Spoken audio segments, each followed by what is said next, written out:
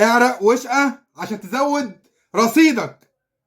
رصيدك اللي في البنك، مش رصيدك في البطولات والتاريخ الكلام ده ولا يشغلك، انا عارف ولا يشغلك.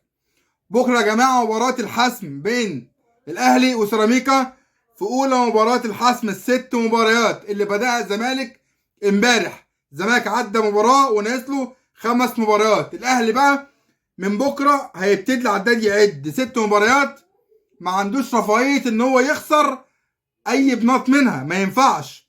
الاهلي دلوقتي عنده 40 نقطه، مش هنبارك ولا هنصدق ولا هنبصم بالعشره غير لما الاهلي يكون عنده 58 بونت، اللي هو ياخد 18 نقطه زائد ال 40 يبقى عنده 58 نقطه.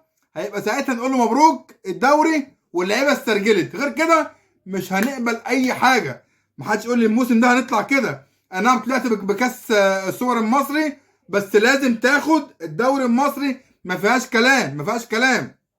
دلوقتي جماهير النادي الاهلي كنا دايما بنقول ايه؟ ابتسم ستشاهد الاهلي اليوم او بكره. دلوقتي بقيت قلقان تشاهد الاهلي اساسا. جماهير النادي الاهلي ليه غايب عن المدرجات وعن الملاعب؟ عشان مش واثقه فيك انت كلاعب داخل الملعب، مش واثقه انت هتموت نفسك وتسترجل. لكن دلوقتي اعرق واشقى عشان خاطر رصيدك اللي هيزيد في البنك. في 6 مباريات هتاخد 1,000,000 جنيه لكل لاعب. ممكن واحد يعيش عمره كله ما يعملش ربع المبلغ انت هتعمله ده في 6 مباريات في كام يوم. فيا باشا العب، سيبك بقى من البطولات والتاريخ والكلام الحمصي اللي من وجهة نظرك ده. العب عشان خاطر تزود انت رصيدك، مشيها كده يعني، اتعب واشقى في الملعب عشان تزود رصيدك انت. هنمشيها كده وهنحاول نصدق ان انت بتلعب وبتتعب عشان خاطر النادي الاهلي. لكن انسى جماهير الاهلي تقف جنبك دلوقتي، انسى الكلام ده.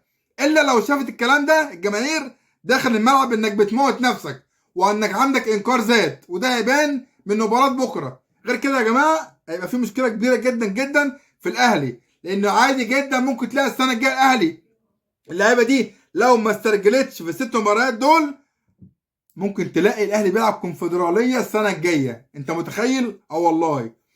ويبقى قدامك بقى سنه واحده لازم تاخد دوري وتكسب دوري ابطال افريقيا عشان تلعب كاس العالم 2029. بص احنا وصلنا لايه؟ عشان خاطر اللعيبه شبعت زياده عن اللزوم. فيا باشا اشبع تاني وزود 1,000,000 جنيه في رصيدك واتعب.